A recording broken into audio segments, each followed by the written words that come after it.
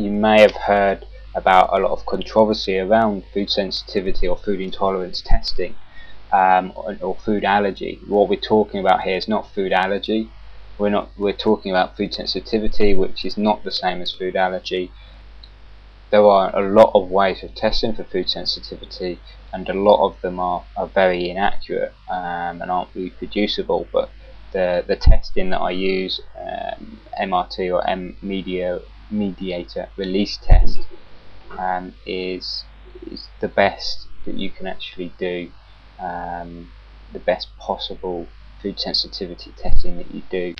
One of the main reasons being that it actually doesn't test for a specific response in the immune system or the cells, like IgG testing, for example.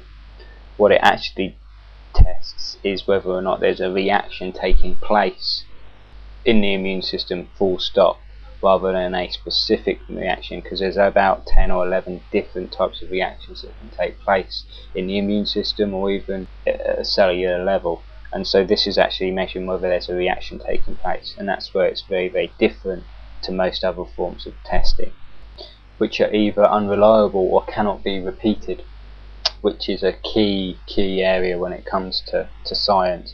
Is results must be repeatable through repeated tests, and that's certainly been shown to be the case with MRT, unlike other food sensitivity tests. Personal experience with food sensitivities is quite profound as well. I saw massive improvements when I established what my body was reacting to. Seen it a lot with clients, everything from rashes on the back and the skin clear up completely when you eliminate food intolerance. Eczema, problems with energy, all start to transform and change when you start to eliminate these foods from the diet that your body's reacting to. And the other test we did, which I did a lot earlier on than I normally do with people, is to look at her neurotransmitter levels. Normally we wouldn't have brought this as early into the program as I did with Jane. This was simply because she was experiencing lots of problems with her mood, depression-like symptoms, mild depression. So, and obviously with her related to her PMS and mood swings there. So we decided to bring this in a little bit earlier. And basically what we're testing here really is the neurotransmitter levels in the brain.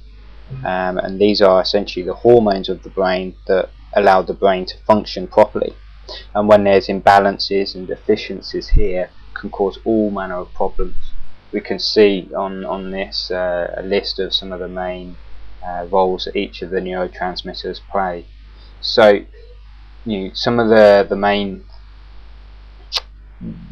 deficiencies that we were seeing here, or imbalances, was to do with low serotonin levels, which, certainly her PMS, her depression, she was having a lot of carbohydrates cravings. These were massive symptoms for her, and causing her quite a bit of stress. So, when we tested here, we could see quite clearly why this was the case. And we also found high GABA and serotonin being the main inhibitory neurotransmitters of the body that help to manage stress. And when these are very low levels, we start to see that people have problems with stress, anxiety, depression start to manifest. Now, whilst the GABA is showing quite high levels here, it's most likely because it's responding to some form of stress. So it's kind of giving a false positive. We know that it's being stimulated, therefore the stores are going to be quite low. Her dopamine levels were high, her neuroepi and epinephrines were high, tending to suggest lots of stress. So the key thing here really is, when it comes to balancing neurotransmitters, we were taking particular amino acids, a form of therapy to restore these levels, but ultimately we need to get the cause, which we know is digestive problems, because that's where a lot of neurotransmitters are made. We were already dealing with that. Diet, obviously getting that right, because obviously that's the main ingredients. Without a good diet, you're not going to produce adequate levels of neurotransmitters. Looking obviously at the mindset, the thinking, hormone health, particularly with the adrenal health, it's a key area. Stress of any form really, inflammation, excessive exercise, all these are going to deplete and imbalance neurotransmitters. So we obviously did some work here with regards to trying to correct this using protocols, and this is kind of an ongoing thing that we're doing with Jane at the moment.